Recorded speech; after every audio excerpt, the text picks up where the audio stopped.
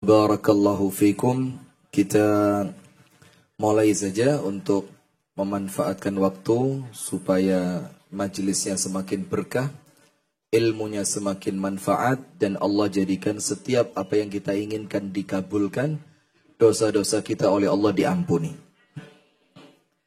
Bismillahirrahmanirrahim. Assalamualaikum warahmatullahi wabarakatuh.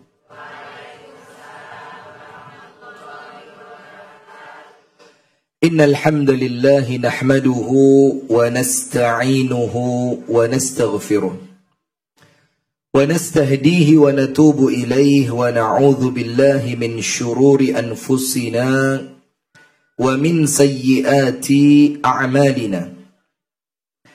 Man yahdihillahu fala mudilla lahu wa man yudlil falan tajida lahu waliyyan murshida. أشهد أن لا إله إلا الله وحده لا شريك له وأشهد أن محمدا عبده ورسوله صلى الله عليه وعلى آله وأصحابه ومن والاه. أعوذ بالله من الشيطان الرجيم. يا أيها الذين آمنوا اتقوا الله حق تقاته ولا تموتن إلا وأنتم مسلمون. اللهم أنت ربي لا إله إلا أنت خلقتني وأنا عبدك وأنا على عهدك ووعدك ما استطعت أعوذ بك من شر ما صنعت أبوء لك بنعمتك عليّ wa abu'u bi dhanbi faghfir li fa innahu la yaghfiru dhunuba illa anta. Bagus adik-adik, Masya Allah ya. Kita kayak di PAUD gitu ya. Saya baca, Anda ikuti pelan-pelan, ada intonasi. Udah biasa aja, nggak usah diikutin. Tapi ya nggak apa-apa juga sih ya. Kemudian satu lagi, Allahumma inna nas'aluka ilman wa rizqan wa amalan. Masya Allah. Allahumma amin. Amma ba'du. Puji dan syukur alhamdulillah kita haturkan kepada Allah atas nikmat yang Allah karuniakan. Dan ibu-ibu perhatikan, semua orang di dunia itu sama Allah semua dikasih nikmat. Semuanya. Mengenai besar atau kecilnya, banyak atau sedikitnya, dan nikmat itu berupa apa? Itu variatif. Ada yang dikasih nikmatnya sedikit tapi syukurnya banyak. Menjadikan orang yang nikmatnya banyak malah iri sama dia. Itu yang dalam bahasa Jawa sawang sinawang. Lihat ada orang yang kelihatannya rumahnya jelek, makanannya biasa, tapi makannya bareng anaknya, bareng istrinya. Makan dalam keadaan tidak ada penyakit di tubuhnya. Setelah makan dia bisa ditambahi rokokan berapa? Tidak boleh? Udah boleh ya. Setelah makan dia masih bisa bercanda dengan anak istrinya. Dibandingkan orang lain yang nampaknya lebih mentereng, lebih besar. Tapi oleh Allah ternyata tidak diberi kemampuan menikmati. Nah maka dari situ ibu-ibu panjenengan fahami. Yang pertama, nikmat itu oleh Allah dibagi dua. Ada nikmat maddiyah, materi, dan nikmat ma'nawiyah, non materi. Ngerti tidak? Masuk Salimah tidak ngerti sih? Ada nikmat materi, dan yang nomor dua nikmat non materi. Di dalam agama Islam kita dituntut dan diajarkan serta dipandu untuk tidak terlalu sibuk dengan nikmat yang bersifat material. Karena apa? Nikmat, Masya Allah, kaget loh saya. Dalam Islam kita diajarkan, ada bapak-bapak juga ya, diajarkan, diarahkan, dan difahamkan untuk tidak terlalu sibuk dengan nikmat yang sifatnya material. Material itu ibu, kebendaan. Ketok wujudnya gitu loh. Mobilnya enek, omai enek, tabungannya yo akeh, bojone yo akeh. Loh, saya udah prediksi tadi, pasti ada seru-serunya kalau begitu kan. Maka saya sempat ngomong sama Bu Vina tadi, saya jadi sedikit curiga sekarang. Ada sesuatu yang saya mulai mengganjal di Muntilan ini. Kemarin-kemarin gak kepikiran saya, setelah beliau ngomong, tapi Anda tidak tahu kan? Penasaran tuh bikin orang enak itu. Sudah? Karena apa Bu? Tidak perlu terlalu risau dengan nikmat yang sifatnya kebendaan atau material. Karena itu jatah yang Allah beri tidak mungkin berubah. Kita di perut ibu kita dalam usia kandungan 4 bulan. 120 hari. Allah kirimkan seorang malaikat yang tugasnya apa? Meniupkan ruh. Kemudian mencatatkan 3 hal untuknya. Nomor 1, dicatat umurnya. Jadi untuk yang sedang sakit parah, ini sekarang banyak cerita Bu. Ya Allah, mudah-mudahan Allah kasih sehat buat kita semua. Atau minimal kalau masih sehat, manfaatkan dengan baik. Banyak jamaah pengajian kami di Malang itu, semoga Allah berikan kesembuhan. Ada yang tiba-tiba kena kanker serviks. Tidak ada pembukaannya. Artinya bukan pembukaan itu artinya tidak ada gejala, tidak ada tanda. Ada yang kanker payudara, ada yang kanker usus. Kok nampaknya sekarang kanker ini lagi banyak. Kemudian mereka itu kalau ngaji udah nggak ceria lagi. Udah yang biasanya jilbabnya rapi, yang biasanya mukanya ya kasih bedak lah walaupun tipis. Sekarang teko pengajian ini kayak wis ngenteni mati gitu loh. Terus saya bilang, ibu-ibu jangan takut. Sakit itu tidak mempercepat ajal. Anda sakit ataupun tidak, ajalnya tetap. Jadi walaupun Anda oleh Allah dikasih penyakit berat, terus langsung kepikiran, wah gak iso urip suwe mbek anakku. Engkau gak iso ndelok anakku rabi. Nanti le anakku wis rabi terus duwe anak aku gak iso gendong putu. Itu ndak usah kepikiran. Itu bukan karena sakit, tapi memang ajalnya sudah datang. Jadi ndak usah khawatir. Nah, maka kalaupun minimal panjenengan masih oleh Allah diberikan kesehatan, manfaatkan dengan sebaik-baiknya. Nah sudah. Maka yang pertama yang Allah tuliskan apa? Melalui malaikat tadi. Ajaluhu, ajalnya. Dan ajal itu artinya batas akhir dari usianya. Entah berakhir dengan sakit, atau berakhir dengan na'udzubillah kecelakaan, atau berakhir tenang di atas kasur ditemani semua istri dan anak-anaknya. Itu urusannya Allah Subhanahu wa ta'ala. Tapi yang pertama, ajal tidak mungkin berubah. Panjenengan dicatat 70 tahun, ya 70. Mau sehat walafiat, seger waras, panu gak duwe. Tapi kalau Allah bilang 70 berangkat, ya sudah berangkat. Ada orang yang sudah sakit parah bertahun-tahun, ya gak berangkat-berangkat. Kan itu namanya apa? Ajal. Nomor 2, nasib. Nasib itu boleh jadi menjadi orang yang beruntung, atau Allah takdirkan menjadi orang yang tidak beruntung. Syaqiyun au sa'id. Syaqi itu uripe koyo gak penak terus. Sa'id hidupnya penuh dengan kebahagiaan. Yang ketiga, Allah tuliskan apa? Rizquhu. Rezekinya. Nah, sampai Al-Imam Al-Ghazali dalam kitabnya Minhajul Abidin itu nulis apa? Kerja kerasmu tidak nambahi rezeki, malesmu tidak ngurangi rezeki. Tapi kalau jatah rezekimu banyak, tidak mungkin Allah catatkan kamu males, itu tidak mungkin. Tapi kalau rezekimu sedikit, tidak mungkin kamu dijadikan orang semangat, tidak mungkin. Artinya rezekinya tulisannya titik, mulai awal oleh Allah disetting males. Tapi kalau bakal dapat rezeki besar, dari awal oleh Allah panjenengan disetting apa? Rajin, disiplin, gemi, ngerti gemi? Apa? Semi-semi medit. Ya bahasa halusnya hemat lah ya.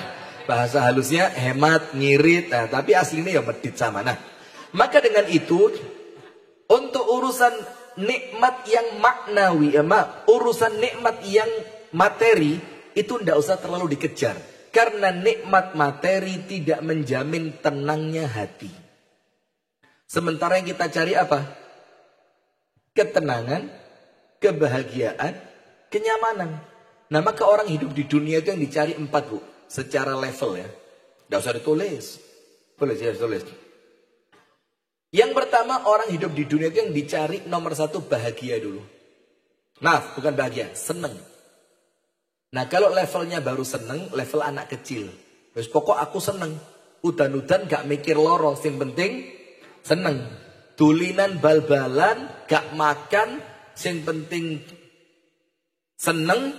Gak peduli kalau nanti pulang dia bakal masuk angin. Itu anak kecil yang dicari yang pokok seneng. Nah kalau sekarang panjenengan masih punya suami, sing senengane pokok seneng, yaitu masih anak-anak. Mau kemana mas? Kafe. Lo sudah jam 10 lo mas. Gak apa-apa lah, aku seneng kok. Lah ini sudah mulai panjenengan perlu berpikir untuk ganti suami. Kalau ganti suami bapak-bapak merengut. Kalau kita ngomong ganti istri, angkat jempol. Nanti pak ada waktunya pak, sabar pak. Sudah, itu seneng. Nomor 2, bahagia. Karena seneng belum tentu mengantarkan kebahagiaan. Saya kasih contoh. Maaf ya, ini contohnya rotok kusruh. Tapi yo, memang ini contoh yang paling mudah untuk difahami. Tapi panjenengan jangan berpikir yang jelek, nggih. Apa contohnya? Orang berzina seneng apa enggak? Seneng. Kalau enggak seneng, ngapain dia berzina? Iya apa enggak? Tapi apakah perzinaan itu mengantarkan dia untuk bahagia? Enggak. Itulah bedanya bahagia dengan senang. Kalau senang sekedar fisik. Kalau bahagia mulai masuk ke dalam hati. Itu level kedua. Yang dicari apa? Ya apa aku iso bahagia. Dan terkadang bahagia itu justru dengan membahagiakan orang lain. Panjenengan nyimpen duit di bank miliaran. Terkadang bahagianya justru ketika Anda kasihkan 10 juta kepada panti asuhan. Itu malah bahagianya malah muncul. Padahal miliarannya sudah bertahun-tahun kesimpan di bank. Cuma seneng nyeneng nomor ripat, ndelok buku rekening, tapi bahagia belum masuk. Yang ketiga levelnya apa? Tenang. Seneng, bahagia, tenang. Tenang itu apa sih? Ayem. Ndak wis, ya tenang. Gak tahu, tenang, paham kan tenang? Mau tak kasih contoh? Jenderal Polisi Susno Duaji. Ini nyebut nama tidak apa-apa karena contoh baik. Jenderal Polisi Susno Duaji itu purnawirawan. Tahu kan Susno Duaji yang kasus cicak dan jangkrik dulu? Cicak sama apa itu? Cicak buaya. Itu kan beliau sempat merasa kayak direndahkan. Gara-gara nangkepnya dianggap tidak etis lah. Maksudnya seorang jenderal ditangkapnya di bandara. Kemudian dikunci di toilet. Macam itu kita tidak penting lah. Tapi setelah semua kasus itu selesai, beliau kemudian kemana? Pulang kampung. Jadi apa? Petani durian, petani sayuran, petani padi. Beliau nanam buah-buahan. Terus ketika semakin nyaman dengan pertaniannya, beliau itu mulai bikin Facebook. Ketika manen di live sama beliau, ketika beliau nanam, nampak ceria gitu. Terus ketika ditanya, Pak Susno, apa nggak pengen balik ke Jakarta? Jawaban beliau apa? Di sini saya tenang. Di sini saya tenang. Kenapa? Karena ketenangan itu di atas kebahagiaan. Banyak orang bahagia tapi tidak tenang. Kenapa? Ayo jawab. Bahagia tapi kok tidak tenang? Tidak nyaman. Gini, yang gampang. Panjenengan nikah bahagia enggak? Kalau suaminya mau nikah lagi ya apa? Itu contoh paling gampang ya.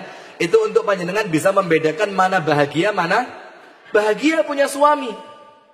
Tapi ketika mulai muncul keinginan suami untuk nikah lagi, seperti bapak-bapak yang di sebelah, itu utara, selatan, barat, apa timur? Bapak-bapak yang di selatan ada keinginan nikah lagi pak?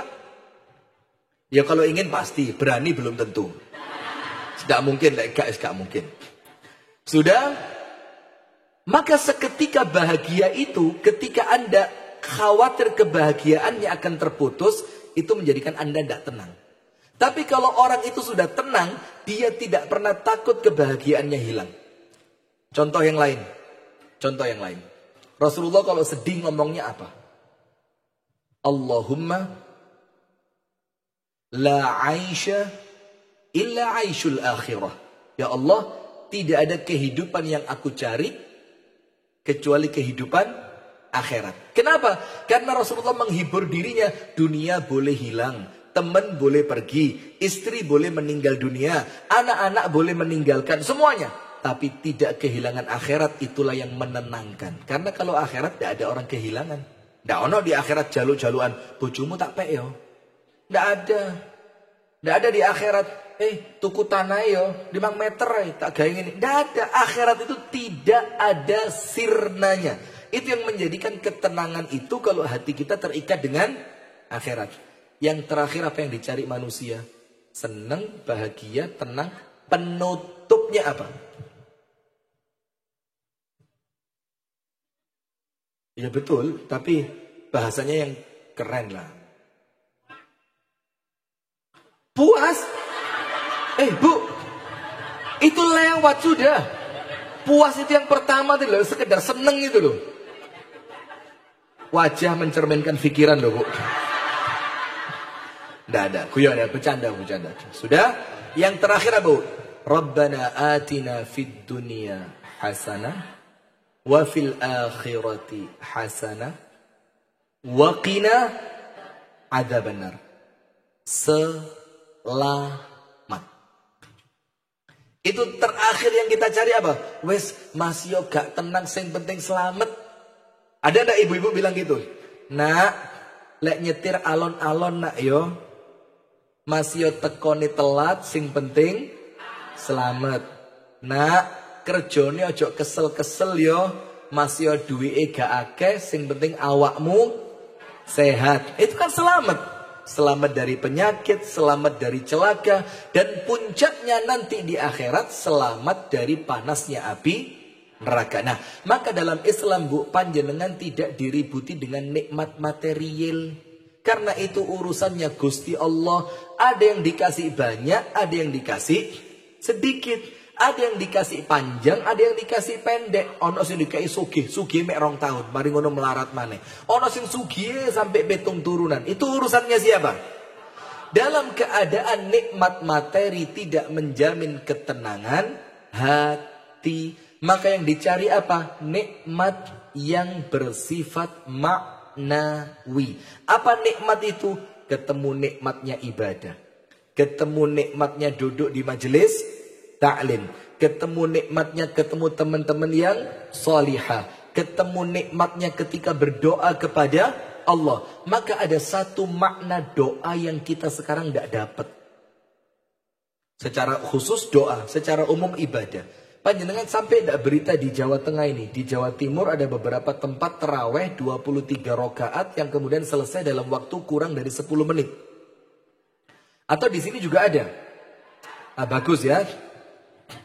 Itu saya sarankan ibu-ibu yang overweight itu diagendakan saja 3 bulan penuh, 30 hari penuh, itu agendakan terawihnya ke sana terus, insya Allah nanti. Tapi kan sehat, berat badan turun, langsing, singset, nggak pengen. Wes, nggak usah bahas itu. Sudah, apa yang hilang dari ibadah kita sekarang Bu? Ibadah kita itu sekarang kehilangan al-ladzah, kelezatan. Orang zaman dulu Bu, ibadah itu bukan menggugurkan kewajiban. Pengajian senden, itu bukan begitu. Loh kok ya pas noleh gitu ya. Guyon. Sudah, mereka itu bukan ibadah untuk menggugurkan kewajiban. Tapi bagaimana mereka beribadah yang di dalam ibadahnya itu mereka merasakan kelezatan. Mau contoh? Seorang sahabat Nabi, lezat. Jadi jangankan ibadah, iman itu kan ada rasanya kan, sampai ada istilah halawatul iman, manisnya iman. Artinya kalau kita belum sampai menemukan manisnya iman, terus ceritanya yang saya ceritakan sebelum kesini, di sini juga Sumayyah yang mati syahid pertama dalam agama Islam, ditusuk pakai besi panas. Kita tidak akan sampai ke cerita itu kalau manisnya iman belum kita fahami. Nah, maka para sahabat Nabi salah satu ceritanya apa? Ada yang ditugaskan untuk menjaga pasukan. Yang lainnya istirahat, tidur. Ada 2 orang disuruh ribat. Ribat itu njogo pasukan gak oleh turu. Sudah. Maka mereka berdua ini gantian. Daripada kita ketiduran bareng, gini aja. Kamu tidur dulu, saya jaga. Nanti kalau saya sudah ngantuk, kamu tak bangunin, ganti kamu yang jaga. Sudah, ya kan? Kamu jaga dulu, saya tidur. Ternyata jaganya sambil sholat. Akhirnya diincar sama musuh, ditembak pakai anak panah. Cuk. Masuk anak panah pertama, tembus ke depan. Masuk anak panah kedua, tembus ke depan. Sampai masuk anak panah ketiga, baru geblak. Ngerti geblak? Oh iya, Jawa-Jawa juga ya. Geblak. Setelah dia geblak, jatuh, tersungkur, menjatuhi temannya tadi yang sedang tidur. Temannya kaget. Dibilang apa? Lima la tuqidhni fi ular ramyah. Kenapa kamu tidak bangunin saya pada tusukan anak panah yang pertama? Kenapa kok kamu sampai nunggu di panah 3 baru kamu geblak, baru kamu bangunin saya? Dibilang apa? Karihtu an aqta'a tilawati fa inni dakhaltu fi ladzatil ayah. Saya tidak senang mutus bacaan Quran karena pas saya baca tadi, pas saya merasa nikmat banget dengan ayat yang saya baca, maka saya tidak senang terputus dengan panah itu. Cuma ketika panah yang ketiga, tubuhku sudah tidak kuat. Jadi yang mereka ibadah itu dicari kelezatannya. Kalau kita sekedar gugur kewajiban. Gugur apa? Gugur? Apa gugur gunung itu? Kerja bakti. Nah, sudah. Contoh yang lain. Dalam kisah yang diceritakan oleh Al-Imam Ibnu Qudamah Al-Maqdisi. Ada seorang laki-laki berangkat jihad. Setelah berangkat jihad cukup lama, kemudian setelah dia pulang, istrinya dandan cantik. Kalau panjenengan tidak usah dandan, sudah cantik. Dandan malah elek. Ini istrinya dandan apa? Cantik jelita. Istrinya masak makanan yang lezat. Setelah suaminya pulang dari masjid sholat isya, kemudian suaminya diajak makan malam, dalam keadaan istrinya udah siap ini bu. Parfumnya sudah 5 liter dipakai mandi. Kemudian bajunya itu sudah, pokok sesuatu yang dalam rangka memuliakan suami. Setelah selesai makan, suaminya bilang apa? Adzinli bi an atawassala an uwasila ma'a rabbi. Izinkan dulu sebentar, saya mau connecting dengan Allah Ta'ala. Masuk ke tempat sholatnya. Saya mau laporan dulu sama Allah. Kalau bahasa gampangnya mungkin gitu ya. Masuk dia ke tempat sholat. Istrinya nyiapin kamar. Anda tahu keluarnya kapan? Adzan subuh. Sampai istrinya ketika suaminya dengar adzan subuh, masuk ke kamar istrinya marah. Terus si suami bilang apa? Kenapa kamu tidak ingetin saya? Kenapa kamu tidak ingetin saya? Padahal kalau kamu masuk ke tempat sholat saya, kamu ingetin saya akan inget kalau ada kamu, saya akan datang ke kamarmu. Tapi tadi malam saya membaca ayat-ayat yang begitu menenangkan hati saya, begitu lezat saya rasakan ayat itu, sampai saya lupa ada kamu. Bayangin, sholat tahajud sampai lali duwe bojo. Kalau panjenengan eling bojo sampai gak tahajud, sama apa enggak? Ya sama, ada bojonya, ada tahajudnya ya. Coba baik. Nah, maka itu yang dari kita sekarang mulai hilang bu. Termasuk doa. Panjenengan berdoa harapannya apa sih? Sama, saya juga. Mesti kita kepingin dongone gak suwe-suwe, kabule cepet. Podo kabeh. Mau Jawa Timur, Jawa Tengah, Jawa Barat, mau Sumatera, mau Eropa, mau podo.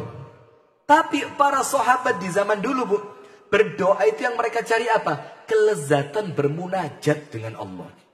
Sehingga semakin doanya tidak cepat diterima, mereka tidak kecewa. Karena apa? Karena mereka tidak diterima pun saya sudah merasakan kelezatannya. Nah, maka dengan itu ada satu riwayat ketika seorang hamba doanya wayai diterima oleh Allah, sudah waktunya diterima, malaikatnya laporan, ya Rabbi, waktunya doanya dia diijabah. Kata Allah apa? Ajil wa akhir. Tunda dulu. Undurno titik. Apa kalau bahasa muntilannya apa? Undurno titik itu. Pending. Keren. Keren muntilan pending. Masya Allah. Ya. Kata Allah Ta'ala apa? Pending dulu. Pending itu ditunda. Terus malaikatnya bilang, yad'u laka tula zaman. ini doanya wis kedawan ya Allah. Kesian dia nunggunya kelamaan. Kenapa waktunya diterima kok masih ditunda? Apa kata Allah Ta'ala? Saya seneng dengerin dia kalau malam berdoa sambil nangis. Bayangin, bukan cuma nyeneng no panjenengan, tapi doa panjenengan itu bikin Allah seneng. Nah, itu loh Bu yang hilang dari ibadah kita sekarang. Nah, maka nikmat yang kita cari, nikmat yang kedua, walaupun gak duwe bondo, walaupun awake loro, masih gak sepiro ayu, gak sepiro ganteng, duwe gak sepiro akeh, tapi atine oleh Allah dipenuhi dengan kenikmatan. Faham? Nah, maka dengan itu jangan pernah iri dengan nikmat yang Allah berikan kepada orang lain, karena Anda juga tidak tahu apa yang Allah telah ambil dari dia. Kadang-kadang enak soge, ginjalnya tinggal satu, tahu? Saya mau cerita di sini tidak enak karena orangnya nonton live saya terus, tidak diceritain tapi saya pengen cerita. Ada satu orang kaya raya lop itu pol, diwalik. Kalau karena orang Malang itu kalau ngomong suka walian. Bakso dibalik apa?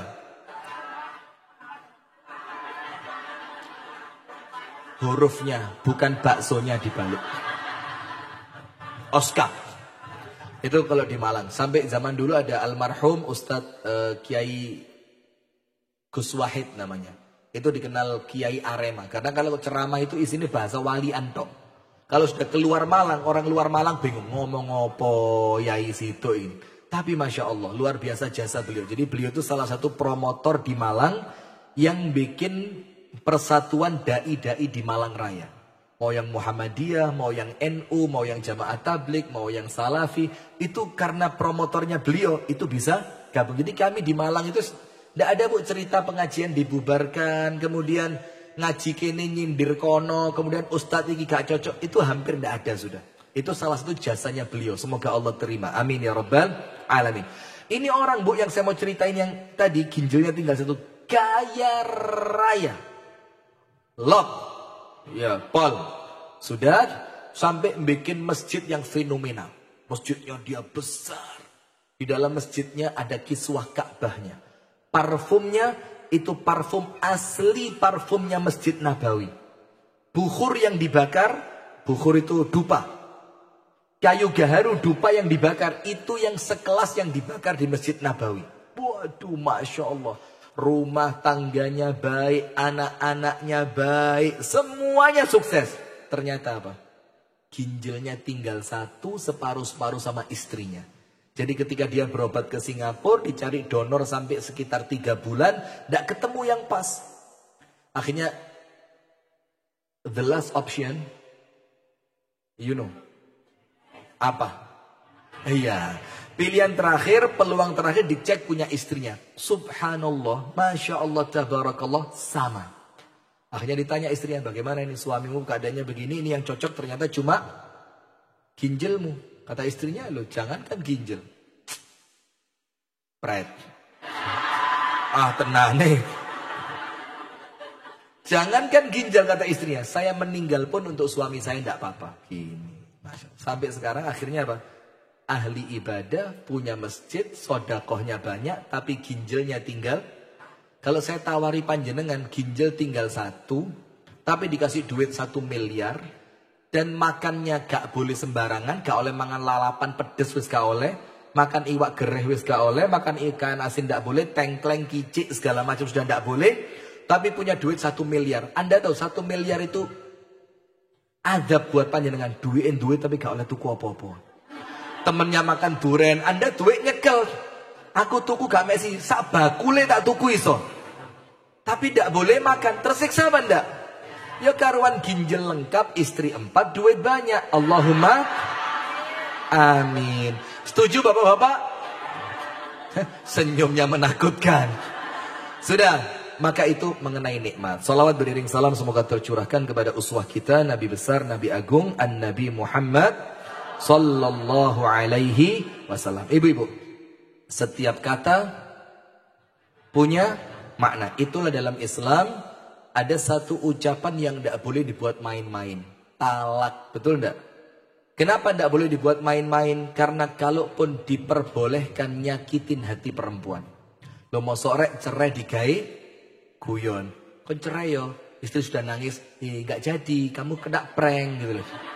Kan tidak lucu. Karena apa? Setiap kata itu memiliki makna. Dan kata yang sudah keluar dari lisan kita, Bu, tidak bisa ditarik. Ketika dia menggoreskan luka, boleh jadi lukanya itu tersimpan di hati orang yang tersakiti sepanjang usianya. Dan banyak cerita mengenai ini. Satu omongan tok, goblok, itu ternyata kebawa sampai si anak mati. Satu kalimat-kalimat yang kadang-kadang kita tidak mikir dampaknya apa. Tapi ternyata walaupun dia tidak mikir itu kalimat, ternyata kata-kata itu begitu bermakna di telinganya orang lain.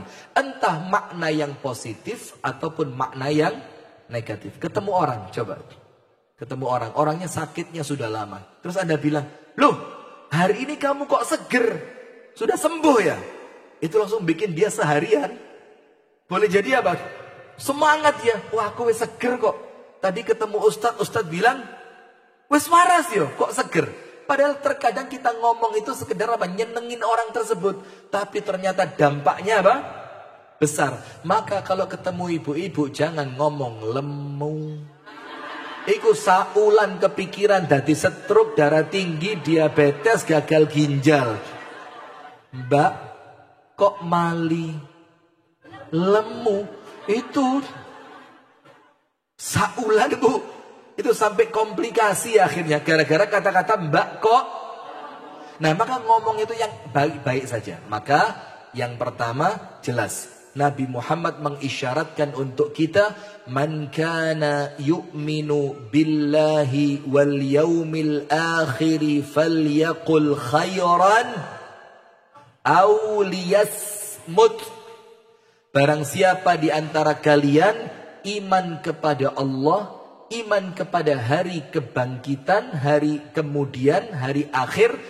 Syaratnya apa? Kalau ngomong harus baik. Kalau tidak bisa ngomong yang baik, karuan, ming. Tapi kalau ibu-ibu tidak bisa, hawa. Kalau laki-laki, Adam. Perempuan, hawa. Perempuan itu disuruh mingkem itu wangel. Kalau ndak ngomong ngemil. Perempuan banget. Kalau ndak ngomong ngemil. Lewong lanang. Mas teko ndi? Toko.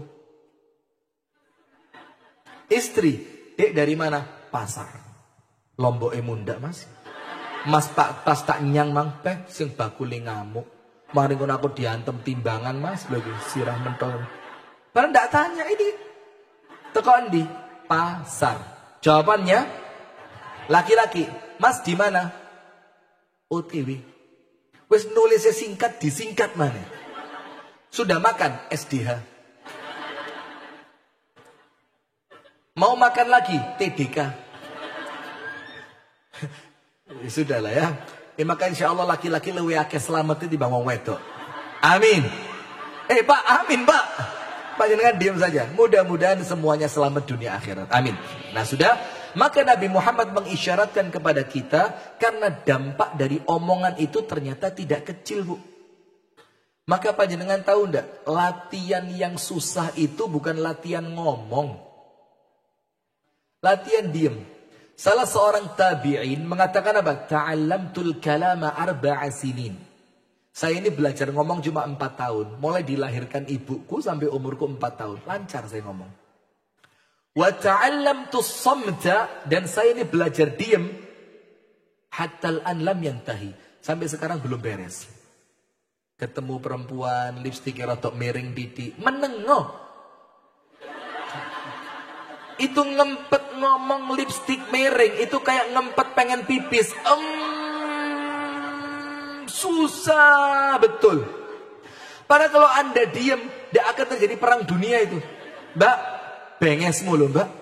Masa bengesan jok irung. Dia ndak tahu ternyata hidungnya habis kena betadin, mari nyosop, dikira benges. Akhirnya perang dunia ketiga. Sebentar lagi, hati-hati. Nah sudah, maka Katanya seorang tabi'in tadi, kalau belajar ngomong petang tahun beres. Anda belajar bahasa paling susah di dunia bahasa apa? Bahasa kolbu, telepati, apalagi. Wes katakan bahasa paling susah, katakan bahasa Cina, karena hurufnya itu kanji dan itu bukan huruf. Alah, hono coro kodo toso wolo mogo botongo podo joyonyo. Apal saya japal. Saya waktu SD dulu. Apa? Apa balik? Oh, dari belakang ke depan. Ayo ngasih saya berapa? Ayo kita bikin make a deal. Ayo. Iya, dari belakang ke depan kan? Ayo berani ngasih berapa? Alphard 1? Gak bisa saya. Anda kira bisa gitu? Gak iso blas. Jangankan itu, Z balik nang A. Bingung kok. Jangankan ono coroko. Nah sudah, katakan huruf Cina. Kalau Anda serius belajar, dikatakan Anda buka di Google lah, pakar linguistik. Bahasa itu paling telat dipelajari setahun dengan cara yang intensif. Pokok panjenengan waktunya rapet, belajarnya serius, paling suwe setahun beres. Bahasa yang paling susah di dunia. Kalau bahasa paling lengkap itu bahasa Arab. Bahasa yang paling lengkap. Itu pun dipelajari dengan mudah. Karena apa? Dia bahasa Al-Quran. Dengan keadaan Al-Quran itu oleh Allah memang dijamin mudah. Nah, tapi artinya kalau cuma belajar ngomong bu gampang. Saya buku untuk ngomong, public speaking itu saya sebelum pulang dari Jakarta. Itu saya punya sekitar 10 buku. Saya lupa persisnya berapa. Dan saya belajar bagaimana cara ngomong, bagaimana memahami audiens, bagaimana kemudian kalau ada jamaah yang mulai senden, saya doakan sing disendeni roboh. Itu saya pelajari itu bagaimana. Bagaimana ketika mulai ada yang angop, itu ada pelajarannya bu. Tapi ternyata panjenengan tahu enggak, kalau pas ngomong karena dianggap ilmu ni akeh ngerti cara ngomong akhirnya sakarepe dhewe. Tapi ternyata ketika saya duduk di suatu majelis taklim, ada satu ustadz yang sedang ceramah dan materi ceramahnya saya sudah ngerti, saya sudah apal, saya sudah paham. Itu ngerungokno bu, itu perjuangannya kayak jihad Palestina itu. Wah, kayak Abu Ubaidah saya. Aduh, dalilnya gak tepat. Alah terakhirnya diketok. Sekapal. Penjelasannya gak cetok. Ternyata mendengarkan itu, diam itu jauh lebih berat dibanding terbukti apa enggak? Terbukti. Nah, maka dengan itu bu, kita perlu memahami apa kaidah tentang ucapan. Supaya kita tidak serampangan ngomong, khawatir nanti menjadi penyesalan pada hari kiamat. Nomor 1. Tulis. Nggak bawa buku kan? Tahu kok saya. Lah buat apa bawa buku? Anda buka tayangannya lo beres. Nomor 1. Apa nomor 1? Wa ma yalfidhu min qawlin illa ladaihi raqibun atid. Wa ma yalfidhu min qawlin illa ladaihi raqibun atid. Tidaklah satu lafaz. Lafaz itu berarti bukan kalimat tuh ya. Satu apa? Satu ucapan, satu kata.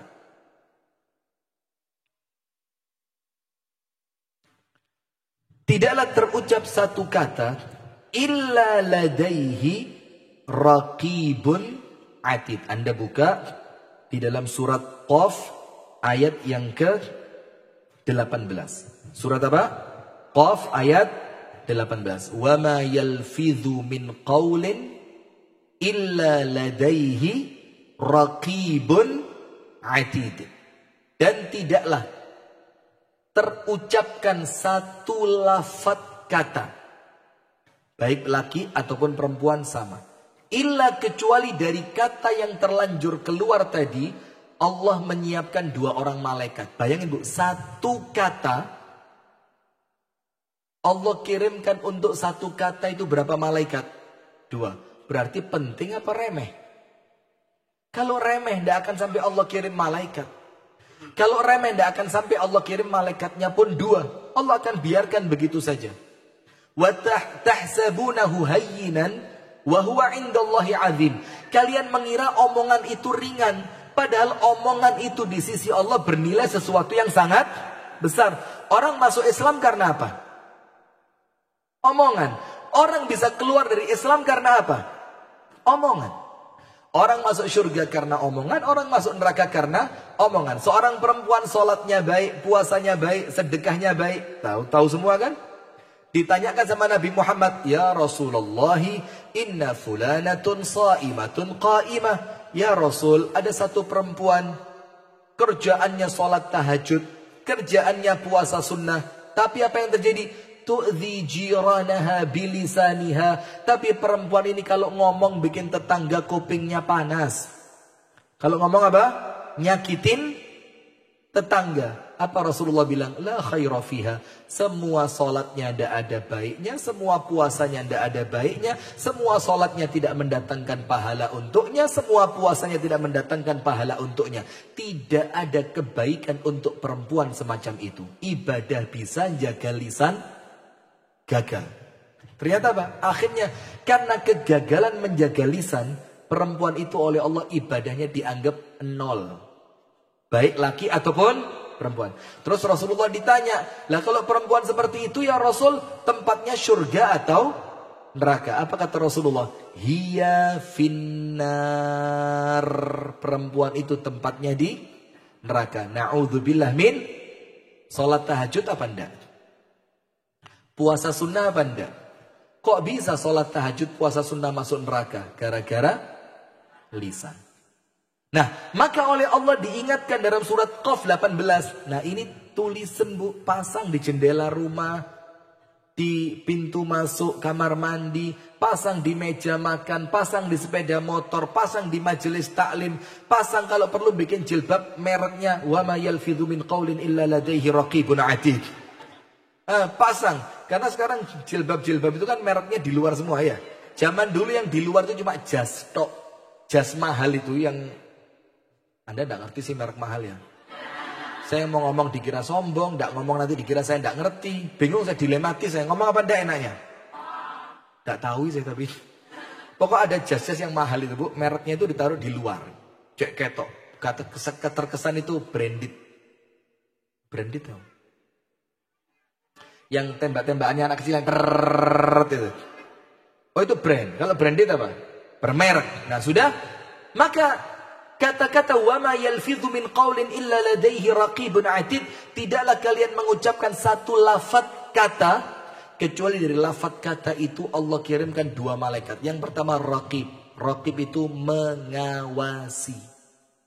Jadi omongan Anda diawasi oleh siapa? Malaikat. Yang kedua atid, malaikat yang Allah siapkan untuk mencatatkannya. Jadi setiap omongan ini terawasi dan tercatat. Panjenengan punya rekening bank enggak? Nanti kalau akhir bulan biasa minta print out. Nah Bu Ervina paham banget ini. Minta print out, apalagi kalau kami yang di yayasan.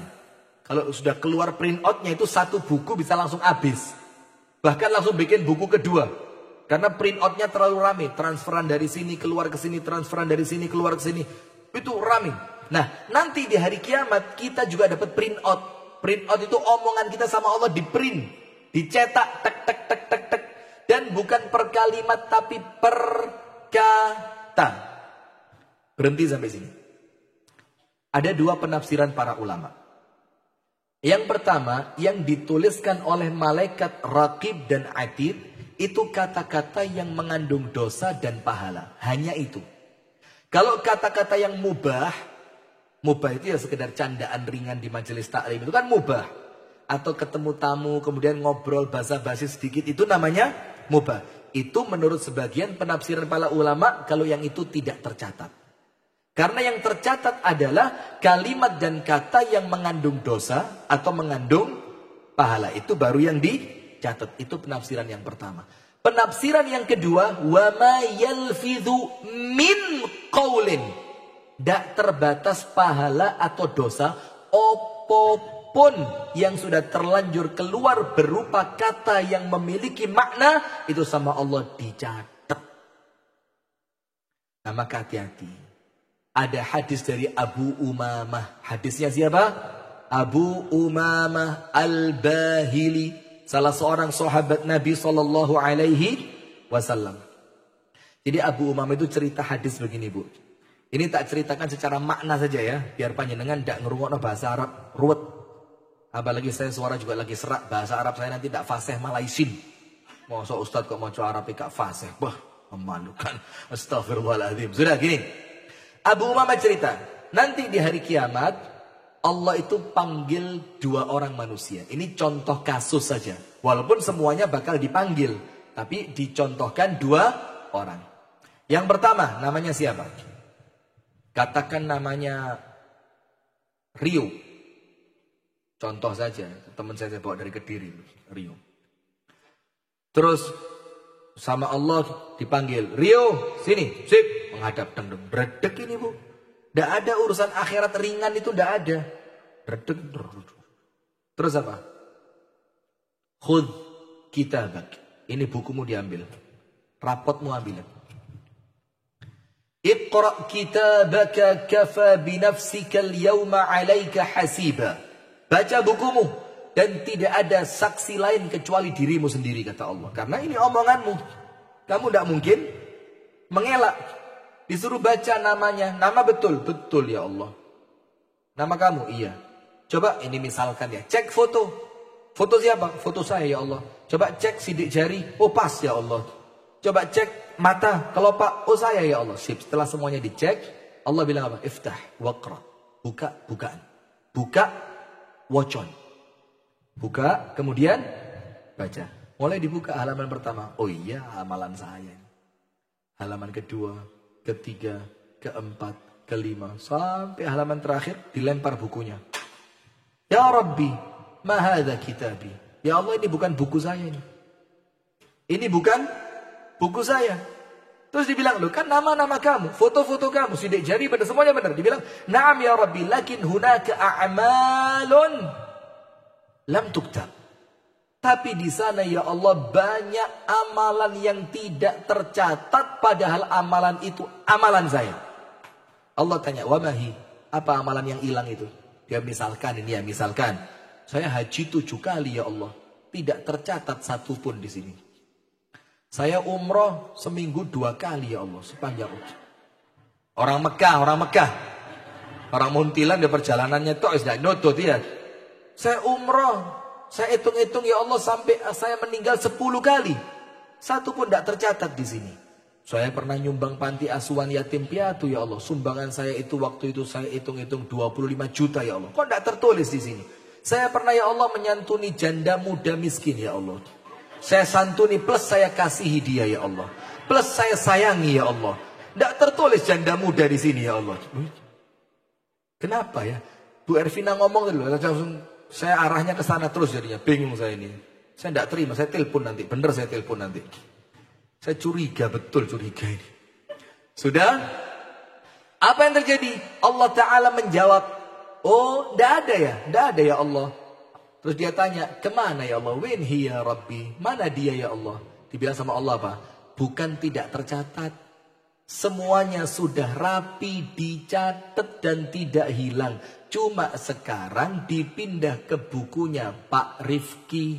Jadi punya Pak Rio. Yang haji 7, umroh 10, menyantuni janda muda dan disayangi, kemudian nyumbang panti asuhan 25 juta, kemudian apa lagi? Itu tercatat tapi sudah dipindah ke rekeningnya Pak Rifki. Terus Pak Rio tidak terima, ya Allah bagaimana ceritanya saya yang ngamal dia yang dapat? Apa kata Allah? Karena hajimu yang 7 kali kepotong dengan ghibahmu kepada Pak Rifki 7 kali. Entek. Ayo langsung senggol-senggolan. Mulai wingi ngerasani sopo? Ini kita Mirzani sama Loli. Siapa? Loli apa siapa? Loli. Terus siapa lagi? Kenapa? Lo Ustadz harus dong. Ustadz harus ngerti Bu. Kalau ditanya orang biar nggak kudet. Biar senantiasa apa? Tidak. Guyon. Astagfirullah. Tidak boleh. Sudah? Ternyata apa? Pahala haji ludes gara-gara ngerasani. Lalu tanya umrah. Ternyata kasusnya sama. Kamu pernah ketemu ibu fulan. Setelah ibu fulan itu pergi, kamu sampai ketemu temanmu yang lain. Kamu cerita, no, aku loh mbak ketemu ibu iki bayu mbak, saiki awak gak keurus mbak. Kukule iku sairung-irung mbak, ya Allah. Terus mari ngono mbak, pas tak cedeki mbak kate tak rangkul, ya Allah mbak. Ambune mbak. Hati-hati. Maka nasihatnya Luqman Al-Hakim itu apa? Nasihatnya Luqman Al-Hakim, kalau masuk rumahnya orang, masuk buta keluar bisu. Masuk, keluar, aman selamat dunia akhirat. Tidak usah katik golek. Nanti kulaan gosip. Nanti kulaan gosip nang omai Bu Fitri. Panjenengan ada masalah sama Bu Fitri. Jadi gosip itu sekarang dikulak. Aku kok suwe gak krungu anu ya, gak krungu berita sing hot-hot iki. Wis tak nang omahe Mbak iki, golek nang omahe Mbak iku gawa gorengan mek 5.000 iku iso sampai sore diceritani gosip mulai lurah sampai RT iku lengkap. Nah, ternyata apa? Itu menghilangkan pahala. Terus ya Allah, santunan 25 juta. Allah sebutkan, kamu melakukan ini dengan lisanmu, pahalanya hilang. Terus ya Allah, yang itu saya nyantuni janda ini bagaimana? Itu hilang karena omonganmu. Akhirnya dia kecewa, semua amalnya hilang karena lisannya. Panjenengan mau begitu? Semoga Allah melindungi kita ya. Amin ya rabbal alamin. Nah, sudah semua amalannya hilang. Maka salah seorang muridnya Al-Imam At-Tirmidzi, An-Nu'man Ibnu Bashir, namanya Al-Imam At-Tirmidzi, itu pernah tanya ke asistennya Imam Tirmidzi. Asisten itu berarti yang setiap hari apa? Menemani kemana-mana bareng tanya. Sa'altuka su'alan billah. Saya tanya sama kamu satu pertanyaan demi Allah, jangan tidak dijawab. Penasaran banget ini, kepo. Keponya sampai taraf. Iya, pokok kepingin roh banget. Kan sekarang lagi musim, pengen tahu banget. Itu Ustadz Boni itu, saya tidak begitu. Sudah? Iya. Pengen tahu banget gitu ya. Loh ini tidak ghibah, jangan-jangan beliau nonton malah ini. Sudah? Sama murid tadi, tolong jangan tidak dijawab. Demi Allah jangan. Artinya jawaban. Dia tanya, hal sami'ta marratan wahidatan fi umurika anna Imam At-Tirmidzi yatakallamu fi 'ardin nas. Saya tanya satu sama kamu. Pernah tidak sepanjang umur kamu selama kamu menemani Al-Imam At-Tirmidzi sampai Al-Imam At-Tirmidzi meninggal dunia, satu kali saja Imam Tirmidzi itu menceritakan kehormatan orang lain. Artinya menceritakan kehormatan orang lain itu kalau kita ya rasan-rasan, ghibah, maitu hasanah, mauidhah. Kalau maitu tidak ada yang hasanah, sayyi'ah ya. Maitu orang, ngilokno wong, apalagi biasanya? Lisan itu apa? Goroi, ngapusi, ngakali. Pernah enggak? Apalagi? Gibahin panitia, opo panitia ini? Ngaji sambil suwene renek jajane blas. Kalau kami di Parit mana? Oh ibu-ibu lupa saya, iya. Ibu-ibu itu memang kalau kue masuk tas. Iya, sudah, enggak bisa disalahkan. Boleh. Bahkan ada yang datang ke acara pengajian itu, Bu, tasnya dilapisi plastik. Sampai podeng dimasukkan es buah, jadi dilapisi plastik cek gak bocor. Mana orangnya? Ngono ku ya teko wonge. Sudah, lanjut. Maka ditanya, pernah enggak sekali aja, kamu kan tiap hari sama Imam Tirmidzi, sekali tok kamu dengar Imam Tirmidzi itu ngomongin orang. Apa kata asistennya? Innahu azka an yatakallama fi 'ardin nas hatta yakuna hasanatuhu li khasumihi. Imam Tirmidzi itu terlalu cerdas untuk ngomongin orang yang dia ngerti bakal mengambil pahalanya untuk diberikan kepada orang yang dirasani. Katanya apa? Guruku terlalu pinter untuk itu. Gak kebodohan sampai melakukan itu. Guruku ngerti kalau sampai dia ngomongin orang lain, artinya apa? Di waktu yang sama dia sedang memindahkan hajinya, sedang memindahkan umrahnya, sedang memindahkan sodakohnya, sedang memindahkan tahajudnya, sedang memindahkan puasanya untuk dipindahkan ke rekeningnya orang lain secara cuma-cuma. Faham? Eman apa enggak? Nah, maka jangan wah. Sekarang ham. Timbang ngomong karuan mangan. Timbang ngomong karuan amil. Jadi kalau yang banyak ngomong itu tutup orang dengan tuku keripik itu. Beliau keripik jangan dimakan utuh, perkesen sih. Sampai kari cili-cili makannya dengan cara situk-situk.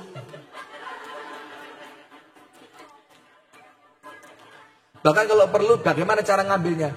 Itu jari didoni sih. Nanti celupkan. Kari itu nempel, tarik. Nanti kalau Anda mulai bosan kasih suami, Mas. Anak yang karena apa?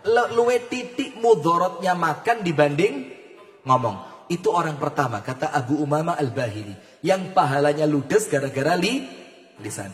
Kemudian orang kedua dipanggil sama Allah Ta'ala, namanya Rifki Ta'al. Oh, datang ya, maju sama Allah. Redek saya. Terus Allah buka, ada kitabuk, ini bukumu. Saya lihat, nama betul, foto betul, jumlah jenggot sama. Sudah, saya cek semuanya benar sudah. Tidak ada yang salah. Sip. Terus Allah Ta'ala berfirman, Iqra' kitabaka kafa binafsika al-yawma 'alaika hasiba. Rifki, bukunya dibaca. Jangan-jangan saya nanti kesannya sombong ya. Sabar. Fevri. Nah, Fevri, baca. Sudah, dibaca. Kaget sampai hampir stroke dia. Jantungnya mulai berdebar, mulai minum obat jantung. Jantung kok Paramek? Lupa jangan jantung kan minum Paramek. Sudah? Terus kitab yang Allah berikan kepada Fevri tadi, oleh Fevri dilempar lagi. Tastahzi'u bi ya Rabbi. Ya Allah, panjenengan menghina saya ya Allah. Loh, saya ini tidak pernah umroh, tidak pernah haji, tidak pernah nyantuni fakir miskin. Saya tahajud ya Allah paling lek Ramadan tok, qiyamul lail itu pun kentol ya kaku kabeh. Ini kok di sini haji 20, umroh 17, janda yang dinikahi ada 4. Ini bukunya sapa ya Allah? Panjenengan menghina saya ini. Lawang amal saya sedikit kok ditulis banyak, ini kok koyong paling nyeeram panjenengan sama saya. Apa kata Allah? Lah, itu buku kamu. Loh kok haji 20? Iyo, pernah ada kumpulan 20 Pak Haji ngerasani sampean. Maka rong puluh itu hajinya semuanya buat senang, tepuk tangan. Maka kalau ada Pak Haji rasan-rasan, bandanono, dibandani kayak ono gorengan, kayak supaya tambah dowo. Nanti insya Allah pahalanya yang ditransfer kepada panjenengan tambah banyak. Jadi kalau dirasani orang, ojo ngersulo, jangan kecil. Bahkan kalau perlu kau terus nih, tak tambahi bahan yo. Wingi aku diamuk mbek bojoku. Cerita norono wis. Tambah bahan supaya apa? Gak entek-entek yang ngerasani panjenengan. Maka jangan kecil hati. Yang repot itu bukan ketika panjenengan dizolimi lisannya orang lain, tapi ketika lisan panjenengan yang menzolimi orang. Setuju? Faham? Nah sudah, kita lanjutkan. Itu orang kedua. Sampai akhirnya orang kedua ini dengan sedikitnya amal yang dia lakukan, tapi karena dia dizolimi orang lain dengan lisannya mereka, dia pada hari kiamat beruntung dengan pahala yang besar. Panjenengan milih pertama atau kedua? Milih jadi orang pertama atau orang kedua? Nah, mudah-mudahan kita selamat minimal dari yang model pertama. Amin ya rabbal alamin. Maka kita perlu belajar diam. Sip. Selanjutnya, ada satu hadis dari An-Nabi sallallahu alaihi wasallam di mana Rasulullah sallallahu alaihi wasallam ditanya oleh salah seorang sahabat, "Ya Rasulullah, ma aktsaru ma yudkhilu an-nasu an-nara?" Ya Allah, perkara apa yang paling banyak menyebabkan manusia masuk neraka? Jadi apa sih faktor terbesar yang bikin manusia itu masuk neraka. Tunggu dulu, pelan-pelan. Penghuni neraka kalau dalam hadis dikatakan paling banyak perempuan atau laki? Salah hadis enggak ini? Betul hadisnya ya. Panjenengan perempuan apa laki? Kira-kira panjenengan masuk dalam hadis ini enggak? Amin, insya Allah enggak ya. Itu tentu yang ngaji-ngaji aman. Amin. Cuma hati-hati jangan sampai sombong ya. Lek ngaji tadi sombong ya malah podoai kan. Sudah. Maka Rasulullah ditanya apa perkara yang paling banyak bikin manusia masuk neraka. Sekarang kenapa saya ngomong penghuni neraka itu paling banyak perempuan? Karena nanti ada kaitannya. Panjenengan akan ngerti. Rasulullah bilang apa? Al-ajwafani. Yang paling banyak bikin manusia masuk neraka itu 2 lubang. 2 lubang. Al-ajwafani. Jauf itu lubang. Al-ajwafan berarti 2 lubang. Yang pertama lubang mulut dengan lisan. Yang kedua lubang kemaluan. Na'udzubillah min syarri dzalik. Semoga Allah menyelamatkan kita semua dan anak turun kita semua. Dan mohon maaf Bu ya. Sekarang ini kalau doa minta sama Allah, doain juga anak-anak kita selamat dari zina. Karena itu sekarang mati ini. Di doa sama Allah terang-terangan apa? Ya Allah selamatkan putra-putri hamba dari dosa zina. Selamatkan mereka dari minuman keras. Selamatkan mereka dari perjudian. Karena sekarang ngeri Bu. Ngeri. Apalagi di tempat-tempat yang banyak kampus. Karena kampus itu kan sekarang melahirkan ayam-ayam itu. Kok ngerti Anda? Astagfirullah. Tolong panitia diamankan. Atau kalau ada Ustadz Faizar ya boleh mungkin nanti diruqyah dari jauh-jauh gitu. Sudah? Nah maka hati-hati Bu. Nah sudah begini. Maka Rasulullah ketika ditanya perkara apa yang paling banyak menjadikan manusia masuk neraka. Rasul bilang 2. Yang pertama lisan, yang kedua kemaluan. Nah sekarang yang paling susah menjaga lisan putra atau putri? Berarti kalau begitu benar enggak neraka itu paling banyak isinya perempuan? Salah satu faktornya karena ketidakmampuan perempuan menahan lisan. Itulah kenapa perempuan itu ngempeti ngomong rodo angel. Ngelihat ibu-ibu datang pengajian, Masya Allah. Pernah sekali kejadian di tempat kami sana. Saya tidak nyebut tempat ya. Tapi Mas Dian juga tahu. Insya Allah Mas Febri juga tahu. Atau yang lain. Atau Mas Arif mungkin. Ibu-ibu pengajian. Datang ke majelis taklim Bu. Duduk paling depan. Ternyata apa? Nyantol.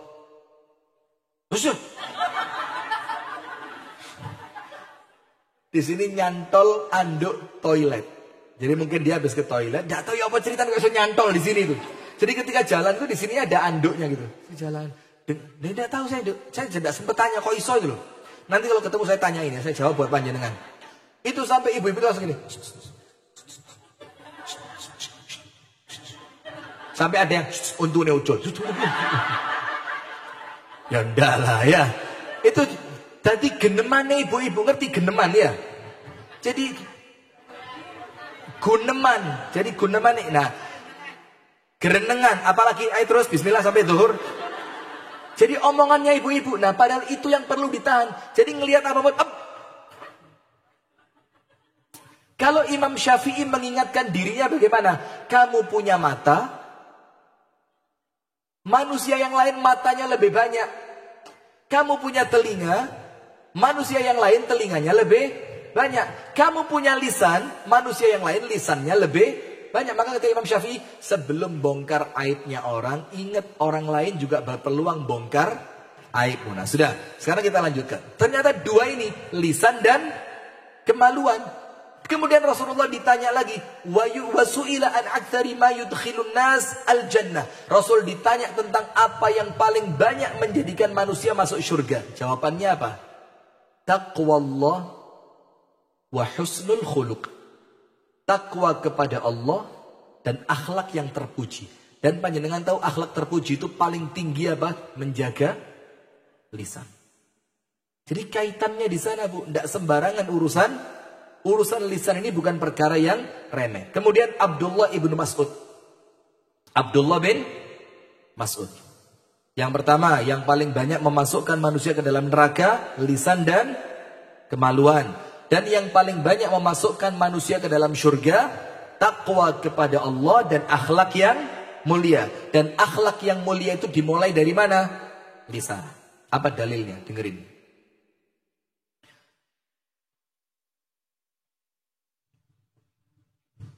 Rasulullah SAW bersabda dalam hadis yang sahih, "Idza asbaha ibnu Adam."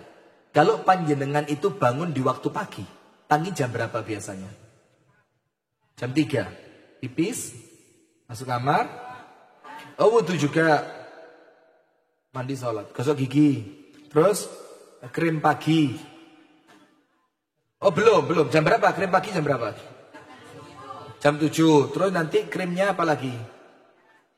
Sunscreen. Terus sampai badan kayak dempul akhirnya ya. Kayak dempulnya mobil ditutup.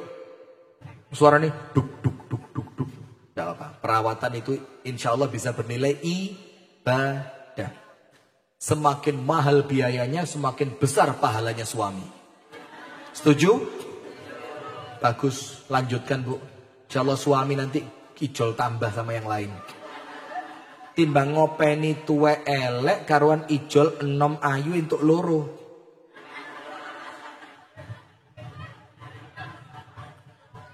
Gini saya tanya, ini astagfirullahaladzim. Merapikan barang rusak dibandingkan merawat barang bagus, itu lebih mudah mana? Itulah konsepnya kami para suami. Karuan ngerumat sing apik timbang dandani sing elek. Bapak-bapak bagaimana? Setuju, Pak? Takbir, Pak. Lanjutkan, Pak. Karuan ngerumat sing apik, ngerumati penak, bondone gak sepiro. Oke, karena normal dari kecil wis ketok ayu nih. Gak perlu beli pelangsing, gak perlu beli pemutih, wis kecilik langsing putih ayu. Daripada yang terlanjur. Astagfirullah. Sudah, ini pembahasannya lisan kok lisannya tidak diatur. Sudah. Begini, Bu, lanjut. Guyon. Setiap kita bangun pagi, idza asbaha ibnu Adam. Kalau manusia bangun pagi, fa innal a'dha kullaha tukaffirul lisan. Maka semua anggota tubuh kita ini, itu setiap pagi untuk setiap orang. Semuanya sama. Maka semua anggota tubuh kita apa? Mata, telinga, alis, tangan, kaki, hidung, ginjal, paru-paru. Semuanya sawak sampai ujung jempol kaki. Tukaffirul lisan. Semuanya itu mencela lisan. Ibu-ibu yang di belakang dengar saya, Bu. Yang duduk di kursi. Bu, dengar? Aduh, saya tidak kelihatan ada panjenengan tadi, Bu. Baru ada yang moto itu, ternyata ada. Sabar, Bu, ya. Insya Allah 1 jam lagi selesai kok ini. Kenapa? Panjenengan kenapa kok duduk kursi? Sakit kakinya ya? Oh, enggak mau. Insya Allah nanti Allah kasih tempat yang jauh lebih luas dari sini. Setelah nanti tolnya selesai, digantikan, harganya tidak murah loh kalau dibeli tol itu. Saya tidak bodoh-bodoh banget lah, ngerti lah ya. Pokok orang-orang yang rumahnya kena proyek tol itu sedihnya cuma gimmick aja. Lebih banyaknya itu bahagianya. Karena harganya ya Masya Allah. Maka nanti salah satu bentuk syukurnya itu untuk Salimah dibelikan gedung besar. Lantainya 24. Ya kan? Pengajiannya di lantai 24 tanpa lift, tanpa tangga berjalan. Jadi nanti sampai atas, cari kesele, mudun, pulang semaput, mati husnul khotimah. InsyaAllah. Allahumma. Enggak, ya jangan. Sudah. Maka begitu Bu Haja ya. Maka semua anggota tubuh kita itu mencela lisan. Dibilang apa? Ya lisan, ittaqillaha fina. Wahai lisan, bertakwalah kamu kepada Allah untuk kebaikan kami. Berarti kebaikan itu diawali dengan kebaikannya apa? Orang kalau mau istiqomah, diistiqomahkan dulu apanya? Orang kalau mau baik, dibaikkan dulu apanya? Karena kalau terlanjur baik, amalannya banyak, lisannya belum baik, rugi. Seperti cerita tadi loh, pahalanya diambil orang. Maka karuan ngelatih diri diawali dengan melatih lisan. Nah, maka dalam hadis ini, semua anggota tubuhnya manusia setiap pagi tukafirul lisan, mencela lisan. Hati-hati loh lambe, apalagi kalau sampai turah. Sekarang ada mak nyinyir, ada lagi lambe turah, mak nyinyir, terus ada satu lagi baru. Apa?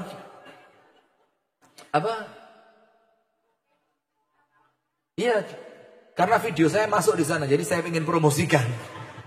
Astagfirullah. Nah, sudah? Ini semuanya mencela lisan. Kemudian anggota tubuh bilang apa? Ittaqillaha fina. Kamu yang takut sama Allah ya, untuk kami ya, untuk kebaikan kami. Nahnu laka. Kami ini bergantung dengan kamu. Jadi baiknya mata, baiknya telinga, baiknya tangan, baiknya kaki, baiknya pikiran, tergantung diawali baiknya apa? Lisan. Terus anggota tubuh ngomong sama lisan, in istaqamta istaqamna. Kalau kamu lurus, kami ikut lurus. Wa ini i'wajajta i'wajajna. Kalau kamu bengkok, kami pun ikut bengkok. Nah, maka karena apa? Lisan. Nah, berarti kebaikan manusia itu diawali dengan apanya, Bu? Nah, maka sampai Abdullah bin Mas'ud mengatakan apa? Ma yu'lamu syai'un ahaqqu bitulil habsi minal lisan fil fam.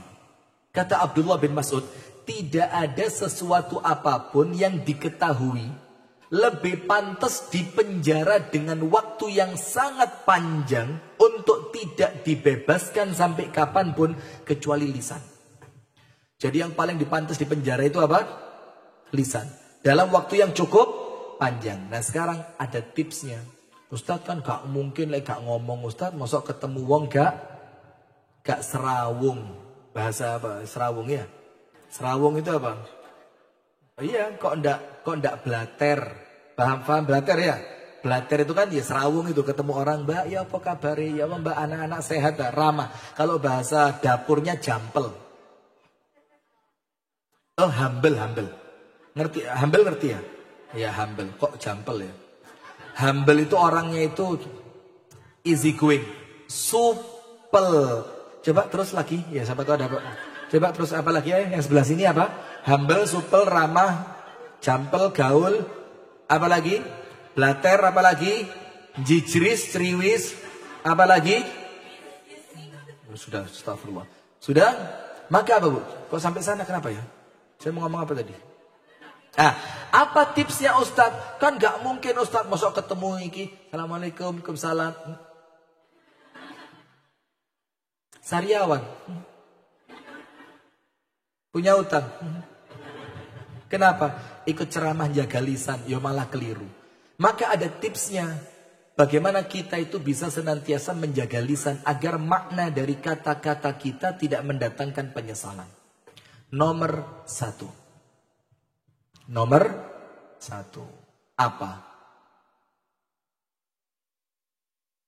Ini supaya bisa diam. Bagaimana caranya? Diam. Ini tidak seperti pegadaian ini. Pegadaian itu apa? Menyelesaikan masalah.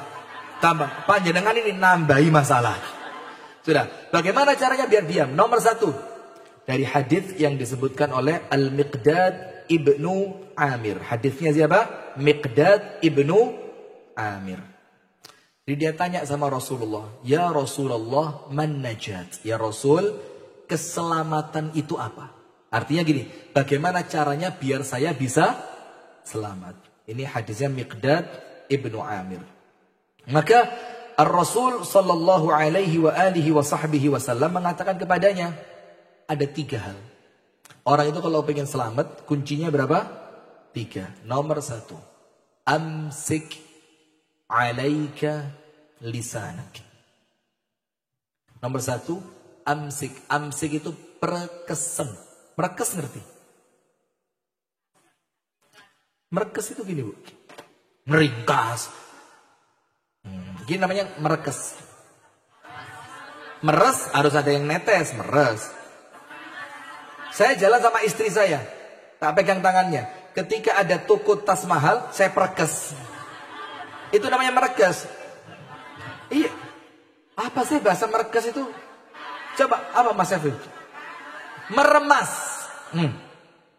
Tapi kurang pas. Karena gini, bahasanya Nabi Muhammad, amsik alaika lisanak. Amsik itu ketika mulut saya giniin.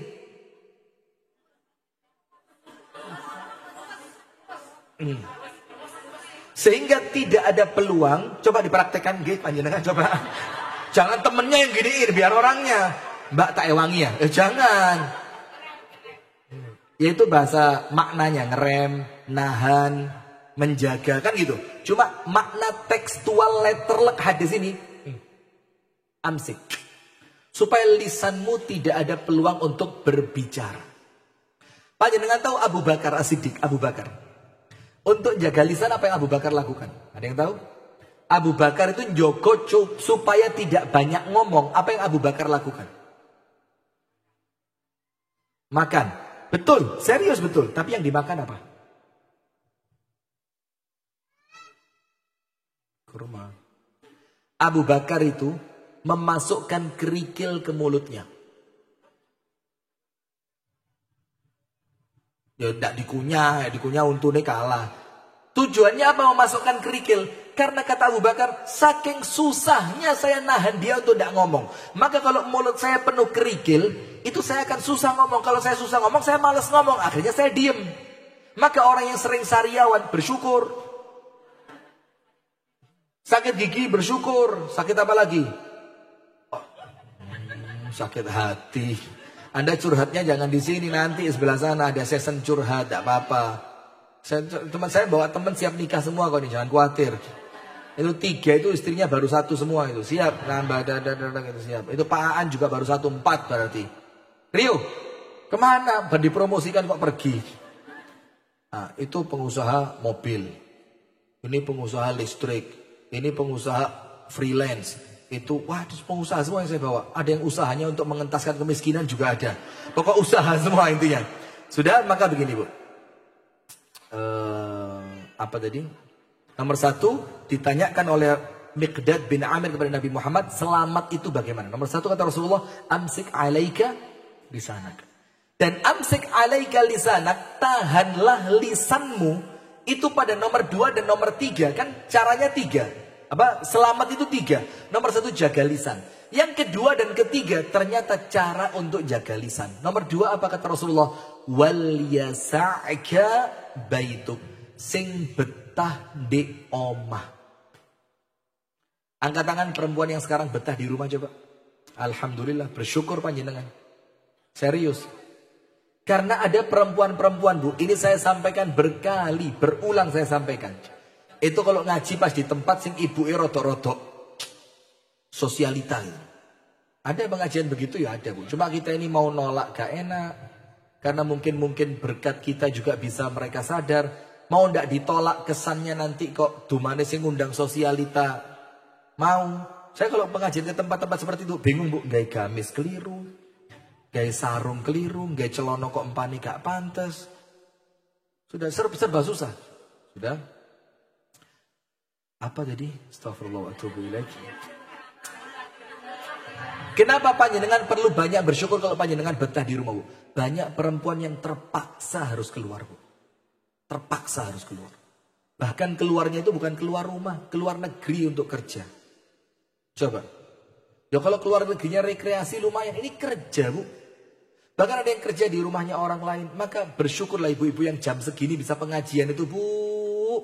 Panjenengan kalau nggak bersyukur kualat panjenengan Bu. Banyak perempuan jam segini di sawah, matun, ngelep, manen. Ada yang jam segini masih sibuk ngumbai baju. Yang dia cuci bukan bajunya dia, bukan suaminya, bukan anaknya, bajunya orang lain. Ada yang jam segini masih sibuk bersihin rumah, bukan rumahnya dia, rumahnya orang. Panjenengan duduk enak, ada kue walaupun tidak dimakan, disimpan bawa pulang ya tidak apa-apa. Enak, ada ceramahnya, tempatnya nyaman. Masya Allah, nanti pulang ditambahi ada berkat di belakang. Ada? Tidak ada? Kebangetan Salimah. Kalau di pare ya mulai disangoni berkat. Sudah? Apa Bu? Yang betah di rumah. Kenapa? Karena kalau orang di rumahnya insya Allah sedikit banyak masih aman. Tapi ingat, di rumah pun tantangannya sekarang memang fisiknya tidak keluar, tapi Mbak, mang pas pengajian teko gak mbak? Iya. Ndelok gak sing di pinggire ustaz mang mbak? Iya sing iku lho mbak, sing jilbabe ireng, nggae kacamata. Lah ya mbak, mosok lek ustaz ngaji kok lek nguasne sampai koyo ngono kan ya ora pantes mbak ya. Ngono iku lek bojone ustaz melok ndelok apa ya gak mangkel. Ya jane kan ya biasae mbak ya gak usah ngono banget lah. Iya ya, encene rada ayu sih tapi ya kan ya tetep ora pantes. Ya eling umur lah mbak tuh. Lah aku ngono ku ting ngandani kok ya ora penak mbak, tapi lewat sampean ya sapa roh. Kok panjang sekali ya? Sudah. Kenapa? Misalkan ini tapi kok jadi panjang gitu. Bu, guyon. Saya enggak serius. Ya bukan, ini sekedar cerita saja. Nah, kadang-kadang sudah di rumah bu, tapi penyakitnya apa? Handphone. Entah itu grup WA atau buka YouTube yang kemudian keseharian artis atau kemudian bedah rumahnya siapa yang akhirnya walaupun Anda di rumah tetap lisannya tidak terjaga. Nah, maka sekarang jaga bu. Bismillah. Tinggal di rumah. Kalau tidak ada kepentingan yang mendesak, ikhtiarkan jangan keluar. Ada satu tips cek betan di omah. Apa? Ini dilakukan mertua saya. Mertua saya itu walaupun tidak begini gak seneng metu. Masya Allah mertua saya itu semoga Allah panjangkan umurnya sehat walafiat. Plus karena omongnya. Dia orangnya Masya Allah. Mainnya sama siapa? Kucing. Sampai di rumah itu kucing liar 24 lebih. Kucing liar. Sampai sekarang dibuatkan kandang khusus garasi mobil. Yang biasa mobil masuk saya. Mobil saya masuk. Sekarang dikuasai kucing. Saya pikir-pikir kucing ini mirip Yahudi. Saya orang Palestina yang tersiksa sekarang. Sudah itu sampai satu garasi dikasih ram supaya kucingnya tidak keluar. Karena kalau keluar sebagian tetangga ngeracun, diracun. Kadang-kadang memang ya apa sih bu namanya kucing kan gak sekolah ya. Kadang-kadang masuk rumahnya orang, moro-moro apa. Ya orang kan ya mangkel kan sudah. Maka bu, jaga diri di rumah. Tipsnya apa? Bentel.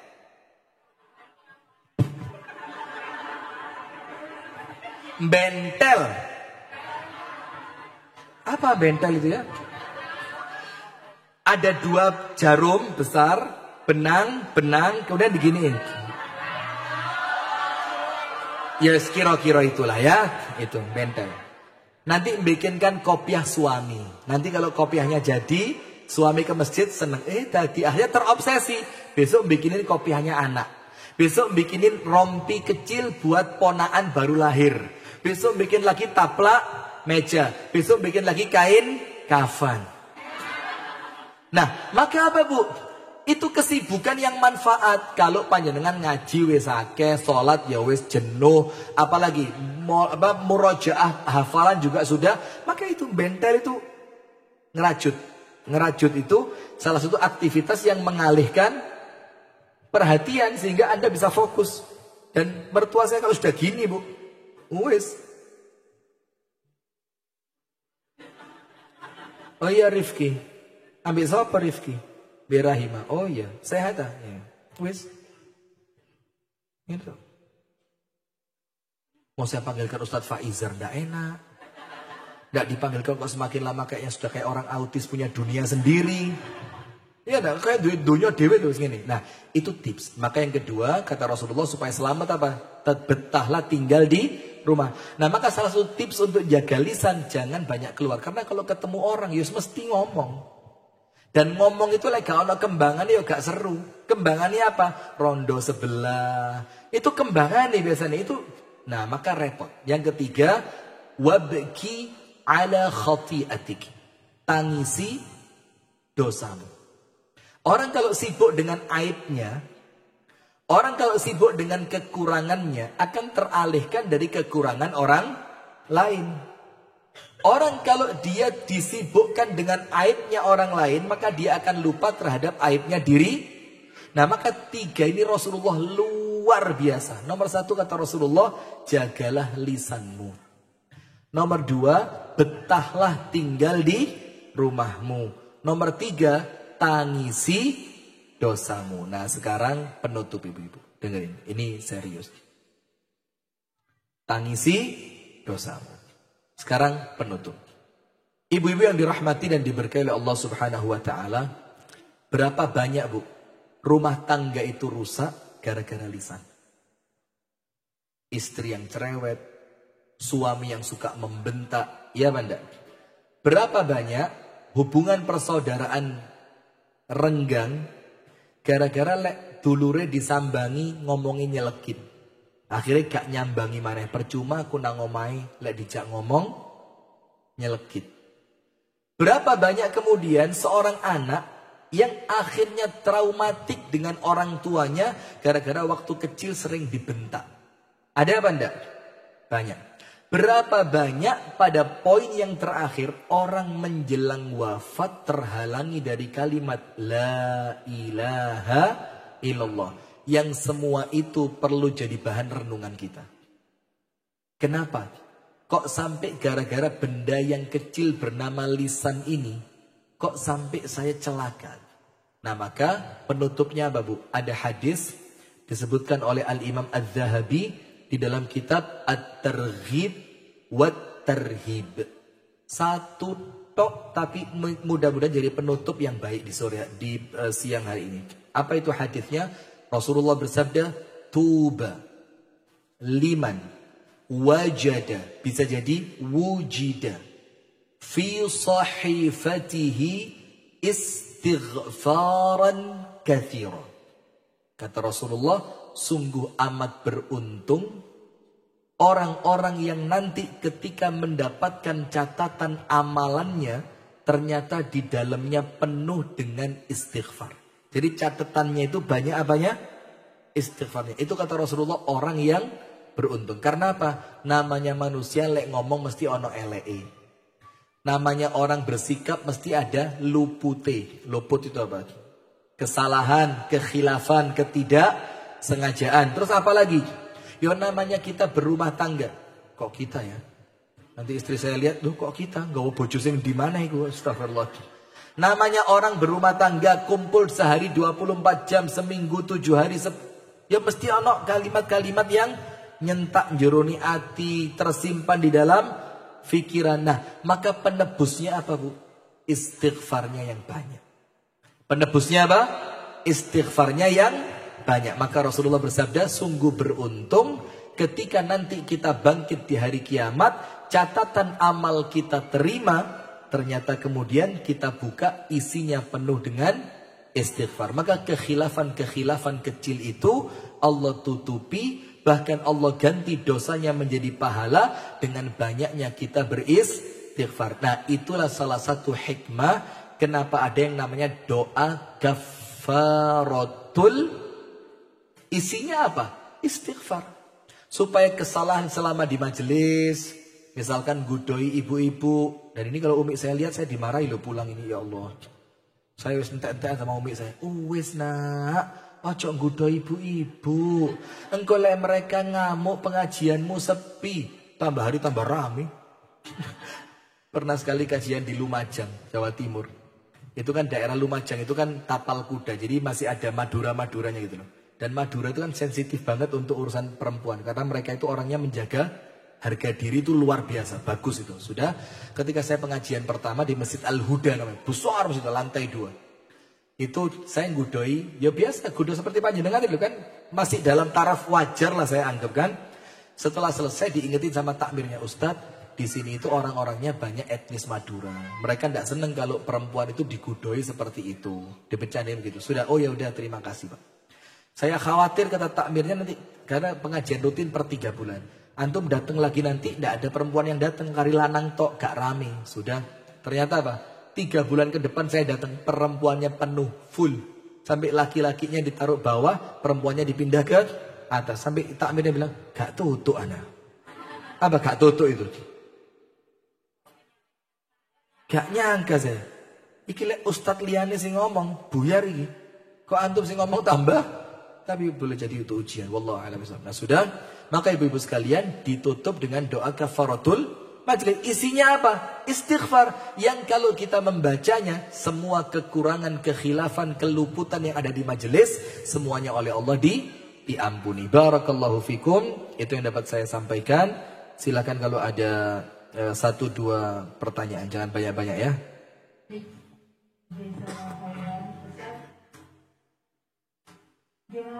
Ada yang ingin bertanya silakan.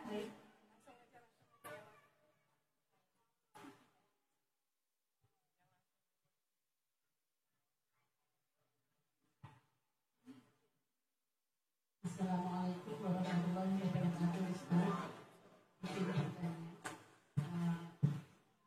Yang ingin saya tanyakan tentang doa setiap hari. Bolehkah berdoa karena kamu dengan hisapnya kelak di akhirat. Kemudian selalu setiap habis sholat harus selalu berdoa.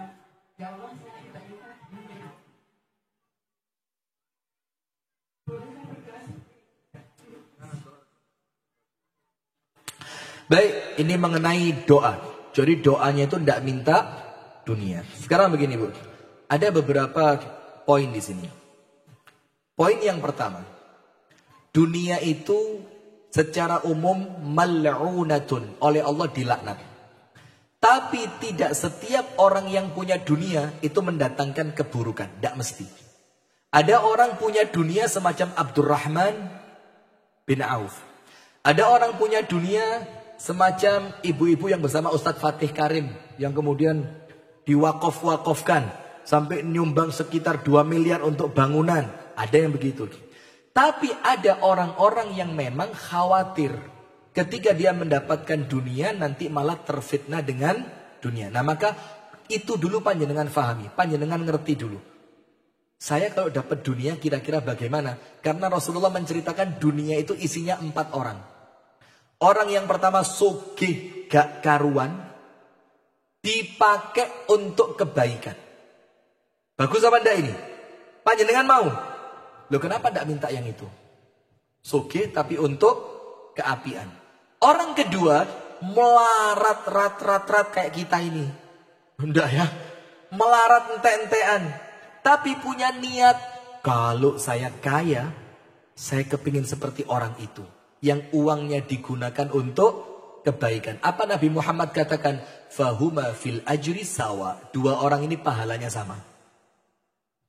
Coba. Maka jangan kehilangan niat. Nomor 3, siapa manusia ketiga? Sugih gak karuan. Tapi digawe maksiat. Si enak kroso maksiati. Orang yang keempat melarat tapi duwe niat le aku sugih bakal maksiat kaya wong iku. Kata Rasulullah 2 orang yang terakhir ini dusoni podo. Yang kesian yang mana? Yang melarat gak ngerasa no maksiat tapi dusoni podo. Nah itu dulu konsepnya dunia ini. Jadi dunia itu memang oleh Allah dilaknat. Ad-dunya mal'unatun mal'unun wa fiha illa dzikrullah wa man wala. Dunia itu dilaknat. Tapi tergantung dunia di tangan siapa. Sampai Nabi Muhammad mengatakan la ba'sa bil ghina. Dadi wong sugih gak popo. Jadi dadi wong sugih itu bukan tuntutan. Nabi Muhammad cuma bilang apa? Ndak apa-apa. Syaratnya apa? Limanit taqo. Untuk mereka yang betul-betul bertakwa kepada Allah. Nah sekarang yang kedua. Rasulullah melakukan seperti yang panjenengan lakukan. Doanya Rasulullah apa? Allahumma ja'al rizqa ali Muhammadan quta. Ya Allah, jadikanlah rezekinya Nabi Muhammad dan keluarganya itu makanan tok, tidak pakai uang. Tidak minta tanah, tidak minta latar ombon, tidak minta kebon, tidak minta sawah, tidak minta unta, tidak minta mobil. Cukup apa? Makanan yang penting bisa makan, kenyang, selesai. Itu doanya Nabi Muhammad. Terus Nabi Muhammad ditawari malaikat. Muhammad, ada gunung yang Allah tawarkan kepadamu jadi emas. Nabi Muhammad bilang, la, qul li rabbi la. Ngomong sama Allah, saya tidak mau. Saya kepinginnya apa? Saya kenyang sehari dan saya lapar sehari. Di waktu saya kenyang biar saya bersyukur. Di waktu saya lapar biar saya ngerti pentingnya minta kepada Allah. Itu yang dilakukan oleh Nabi Muhammad. Bahkan istrinya Nabi ketika datang rame-rame, dalam tanda kutip, Anda bisa buka dalam kitab interaksi Rasulullah bersama istrinya. Istrinya Nabi itu pernah nuntut demo bareng-bareng dalam tanda kutip nggih. Itu apa? Minta kenaikan uang belanja. Lah jadi kalau cuma istri saya demo minta kenaikan uang belanja, kita anggap lho bojone Nabi yang ngono kok. Lah apa maneh? Bojo, jadi kalau cuma baru 3 aja ya masih aman lah. Hah? Jadi gosip baru di Muntilan nanti jane piro sih? Nggak usah tahu. Kalau tahu Anda kecewa nanti. Sudah. Maka mereka semuanya minta, ya Rasul kami tidak cukup ini. Kami perlu beli ini, beli itu. Ini pakaian, ini berhias. Rasulullah diturunkan sama Allah satu ayat. Qul li azwajika in kunna turidna dunya wa zinataha numatti'kunna wa nusarrihkunna wa usarrihkunna sarahan jamila. Wahai istri Nabi, kata Nabi ini Allah bilang, Muhammad ngomong sama istri kamu, kalau kamu mau minta dunia, kalian ini istri Nabi mau minta dunia, apa Allah bilang? Allah kasih dunia, gak kurang. Jadi orang kaya raya, jadi crazy rich, yang kalau richnya hilang gak sisa crazy-nya toh itu loh. Kalau sekarang ini crazy rich-nya hilang sisa crazy, dan sekarang banyak crazy-nya. Sudah paham ya? Tak kasih dunia, tapi syaratnya apa? Kamu dicerai. Nah sekarang pilih mana? Jadi istri Nabi tapi miskin, atau jadi orang kaya tapi bukan istri Nabi? Mendingan mana? Ya karuan jadi istri Nabi. Sampai Ibunda Saudah itu rela, malamku tak hadiahkan untuk Aisyah, yang penting saya tetap istri kamu. Nah maka yang Anda lakukan itu sama seperti yang Rasul lakukan, tidak minta dunia kepada Allah. Maka ketika Umar itu masuk ke kamarnya Nabi Muhammad, ketika Nabi Muhammad diboikot oleh istrinya, Nabi Muhammad tidurnya di atas pelepah kurma. Ketika Nabi Muhammad bangun masih keringetan, panas, di punggungnya ngecap bekas pelepah kurma. Umar nangis, Nabi Muhammad marah. Kenapa? Nangismu keliru Umar. Terus Umar bilang apa? Ya Rasulullah, itu loh raja Rusia, raja Persia, raja Romawi, tidurnya kasurnya empuk, tebel, tipis, terbuat dari sutra. Lah kok panjenengan tidurnya di atas pelepah kurma? Rasulullah marah. Waihaka ya ibnal Khattab, celaka kamu Umar. Ama tarda an takuna lahumud dunya wa lana al-akhirah? Umar, tidakkah kamu ridho kalau dunia itu Allah kasih buat mereka, nanti akhirat untuk kita? Umar mengatakan, ya ridho. Ya sudah kata Rasulullah. Tapi ingat, tidak semua orang miskin itu bertanda baik. Sebegitu pula sebaliknya, tidak semua orang kaya itu jelek. Ada orang miskin yang Allah ingin sengsarakan dia dunia sampai akhirat. Ada orang kaya yang Allah ingin muliakan dia dunia sampai akhirat. Karena kalau kaya bisa sedekah, kalau kaya bisa menghajikan orang lain, kalau kaya bisa ngasih buka puasa berjamaah di masjid.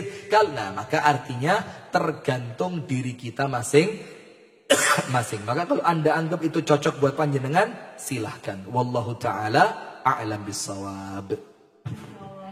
Selanjutnya mungkin yang ada di belakang, yang duduk di kursi ada yang ingin bertanya, silakan. Silakan, ini juga ada. Ada? Oh ada Mbak Dika. Oke, ya.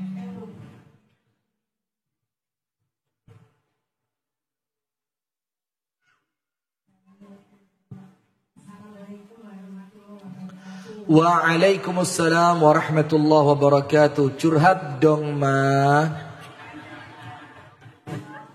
Silakan Ibu.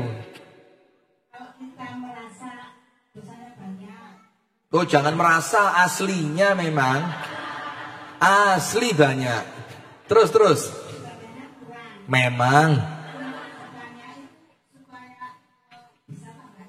Masya Allah. Nggih. Keren Ibu, jazakumullah khair. Pertanyaan panjenengan ini kesannya sederhana tapi luar biasa. Barakallahu fiik. Waduh, diangkat titik metu loro. Yang nggih monggo mboten apa-apa.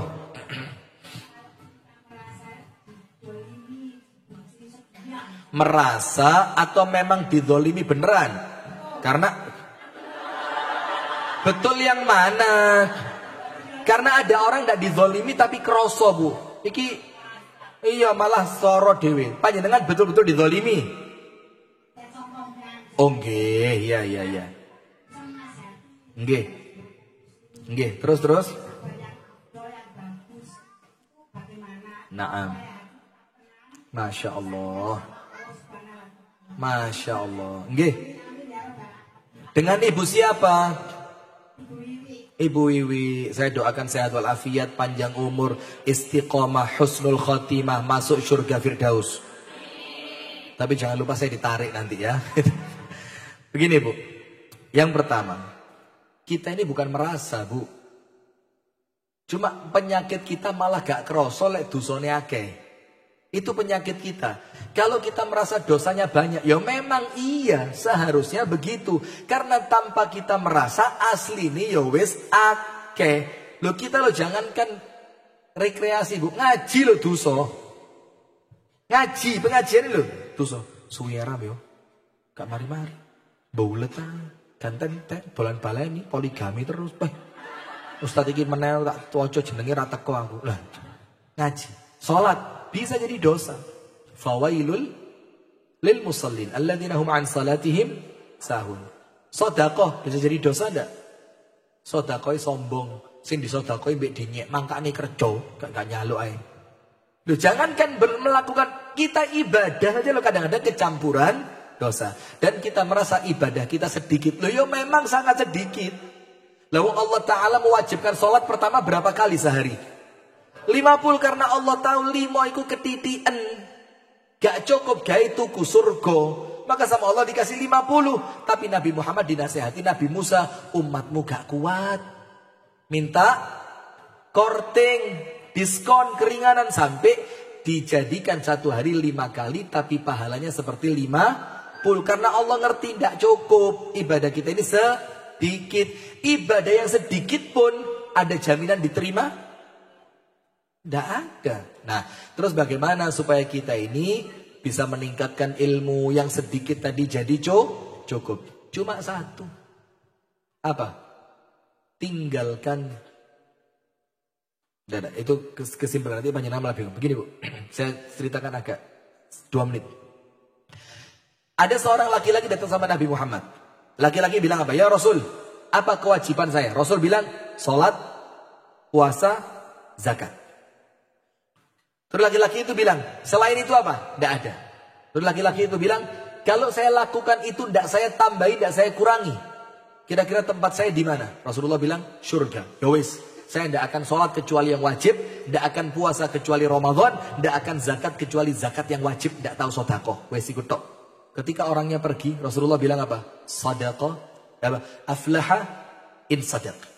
Dia akan beruntung kalau dia benar dengan omongannya. Jadi sing wajib tok iku jane ya wis cukup. Nah, sekarang begini, ada seorang laki-laki tua datang sama Nabi Muhammad, tua, sudah lemes, tidak kuat tahajud, tidak kuat puasa, apalagi jihad, apalagi nikah.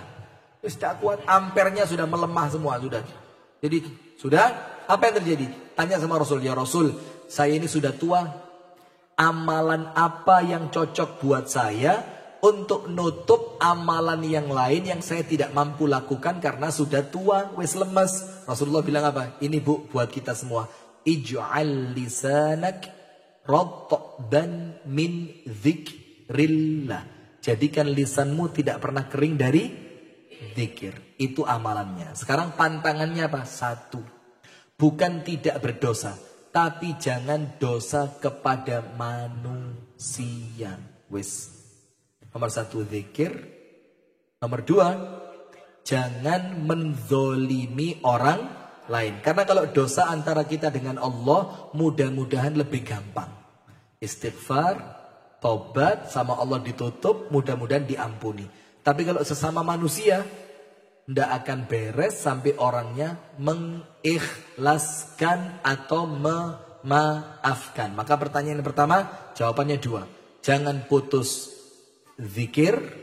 Yang kedua, jangan punya kaitan kezoliman dengan manusia. Kalau sudah terlanjur, jangan gengsi minta maaf. Kemudian yang kedua, bagaimana senantiasa dizolimi, disakiti, biar sabar. Ada satu hadis, seorang laki-laki di zaman Nabi datang, ya Rasul, saya punya kerabat, tak sambangi, saya malah diboikot. Tak kei, saya malah gak dikei apa-apa. Saya baik, dia balas jahat. Apa kata Rasulullah? Kalau seperti yang kamu katakan dan itu benar, kamu ndak nambahi, ndak ngurangi, maka malaikat senantiasa nulungi kamu. Dan seakan-akan kamu melemparkan pasir panas ke wajahnya orang itu. Artinya apa?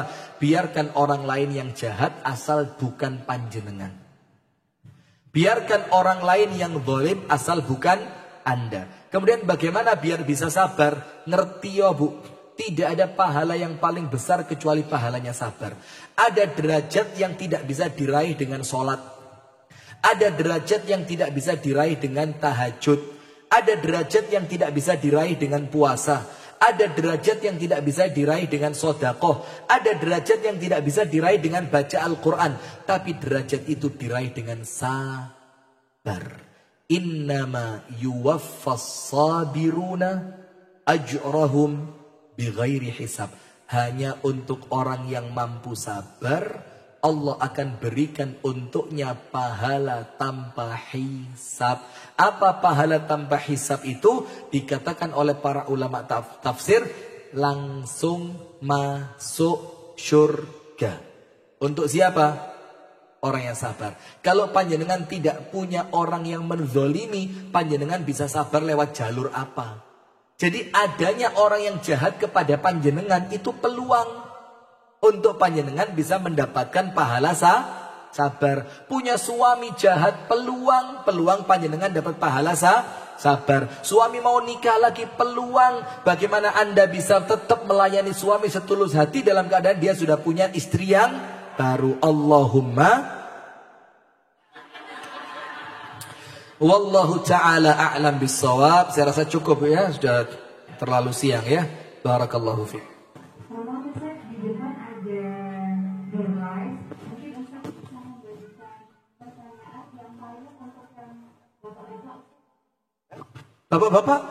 Bapak-bapak tidak usah ditanya, langsung dikasih aja.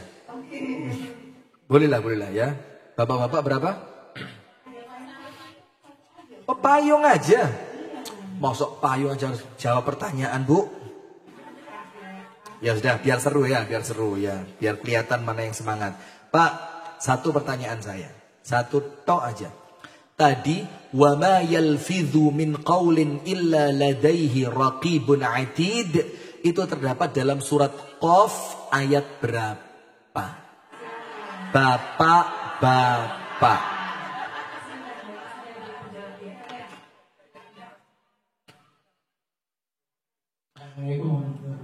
Waalaikumsalam warahmatullahi wabarakatuh.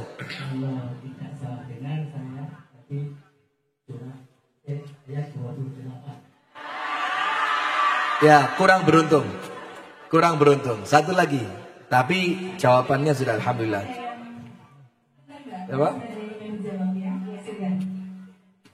Silakan. Masya Allah. Surat Qaf ayat itu loh kenapa saya bilang bapak-bapak itu tidak usah nyatet, wis pinter, gawan lahir. Kalau ibu-ibu ini wis nyatet kadang-kadang sih lali. Monggo Pak, silakan Pak. Ini silakan Ibu, permisi ya. Hadiahnya payung. Sudah? Ini nanti ibu-ibu sendiri ya. Iya. Jazakumullah khair ibu-ibu sekalian, saya mohon maaf ya kalau ada salah-salah ucap, salah penyampaian segala macam. Ada guyonan saya yang mungkin keterlaluan ya, mohon dimaafkan. Serius tadi guyon saya. Lah kok pas kelihatnya panjenengan gitu loh. Jadi kalau ada kalimat-kalimat yang kurang sopan, guyonan yang bikin panjenengan merasa tidak nyaman, mohon dibukakan pintu maaf sebesar-besarnya. Kita tutup dengan doa kafaratul majlis. Subhanakallahumma wa bihamdika asyhadu an la ilaha illa anta astaghfiruka wa atubu ilaik. Assalamualaikum warahmatullahi wabarakatuh.